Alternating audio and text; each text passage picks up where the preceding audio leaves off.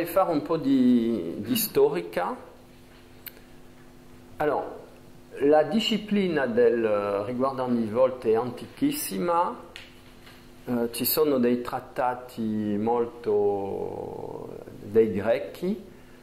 I Greci avevano visibilmente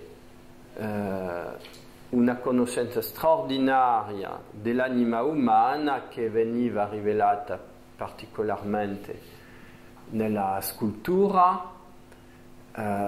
Ci sono dei trattati di Pitagora che sono spariti ma che esistevano, di quale abbiamo le tracce nei vari scritti,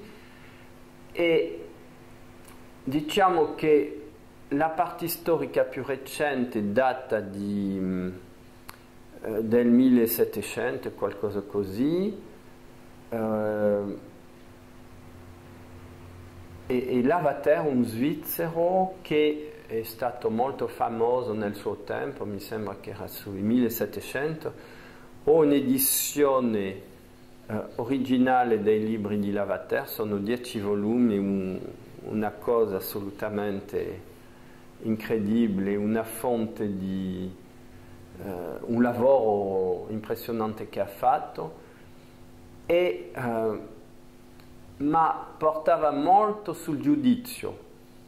perché di nuovo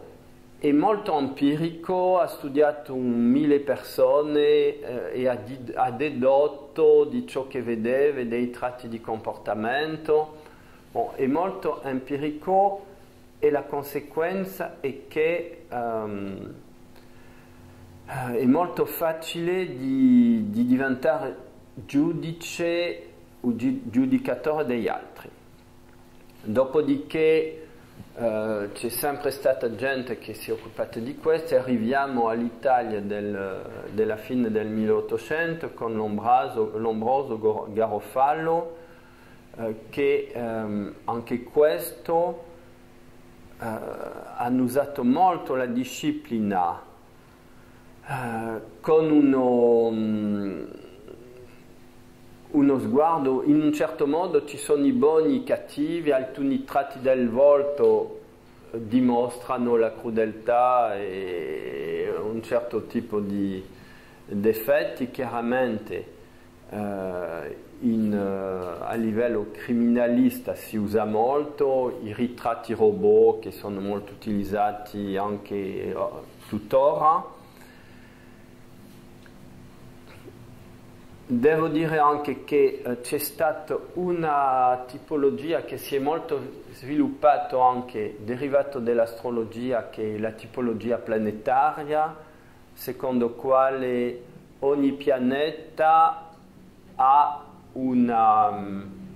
secondo questa visione, influenza l'individuo non solo a livello psicologico ma attraverso le forme, perciò ogni pianeta è in corrispondenza con un certo tipo di morfologia umana. Personalmente, a un momento della mia vita mi sono ritrovato, insegnavo legge e economia a Parigi, e mi sono ritrovato con la necessità di aiutare i miei alunni senza avere modi molto accurati di poterlo fare, e là le circostanze mi hanno portato a sentire parlare di una formazione in morfopsicologia che era portata avanti da una straordinaria alunna molto brillante di Louis Cormont, che è il fondatore in Francia della morfopsicologia, che potremmo definire come l'arte moderna della lettura del volto. Allora, Cormont è un personaggio veramente molto particolare, è nato nel 1900, mi sembra che è morto nel 96 o 95 dello stesso secolo, e è stato prima psichiatra è lui che ha fatto togliere le camisole de force, sì, negli ospedali nel 1929 in Francia, e ho avuto la fortuna di poter studiare con lui. Era chiaramente una fonte straordinaria di conoscenza, di storie, di aneddote. Per esempio ci diceva che ha avuto Baudelaire, il famoso poeta francese, come ospite del suo manicomio, che aveva sempre una redingote molto lunga, tutto un essere di un altro secolo, e perciò un personaggio molto particolare. Perciò arriva e dice: ma chi è quello? Dicono: è Baudelaire. E Baudelaire chiedeva sempre carta e penna per scrivere, nessuno gli dava, e lui ha ordinato immediatamente di ridare a Baudelaire qualcosa per scrivere, perché anche se era in manicomio era comunque molto famoso in questo tempo, ma questo dà un'idea un po' della chiusura che c'era in queste case destinate a curare, fra virgolette, i pazzi, ma non curavano niente in questi tempi. E lui ha veramente portato un'apertura, e dopo ne ha avuto abbastanza di lavorare in manicomi, è diventato pediatra. E allora ha lavorato moltissimo chiaramente con i bambini, e là nel 1937 era sempre stato, la passione della sua vita era di studiare i volti, e nel 1937 ha scritto la sua prima opera su questo argomento, che si chiama Volti e caratteri, mi sembra, e in quale utilizzava molto la tipologia planetaria, che può sembrare strano per un medico molto, diciamo, scientifico di questa epoca,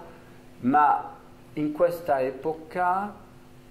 i scienziati erano tutti eccellenti letterari. Diciamo che adesso tutta la gente è specializzata. In questo tempo i più brillanti degli alunni dovevano essere eccellenti in letteratura e eccellenti in scienza, e questo fa che tanti scienziati di alta qualità erano anche scrittori, ciò che adesso è molto più raro, e viceversa. E allora perciò Cormon ha cominciato la sua opera, e un po' dopo guerra mondiale ha cominciato lui a fare i primi test per i bambini, test di evaluazione della personalità dei bambini, e ha fatto uno dei primi test, è stato il test Patte Noire, zampa nera, che è stato utilizzato in Francia fino agli anni 90, per veramente, perché sappiamo che il problema è che i bambini non parlano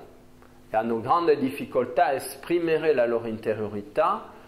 perciò, visto che hanno difficoltà a parlare, si presentava dei disegni e si faceva spiegare ai bambini che cosa vedevano in questi disegni, e così si poteva valutare le relazioni che potevano avere con il padre, con la madre, con i fratelli,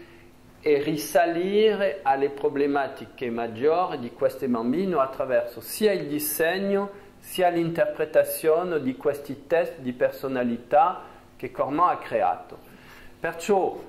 è un personaggio veramente eccezionale che mi considero come molto fortunato di aver studiato con lui, e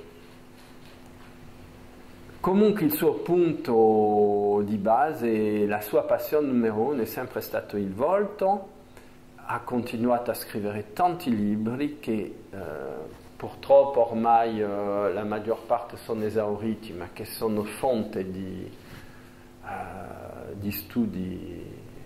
molto profondi, e nel 1980 ha fondata la Società francese di morfopsicologia, e l'anno in quale l'ho incontrato, ho incontrato questa materia prima attraverso quella che era la sua alunna principale a questo tempo, dopo direttamente con lui,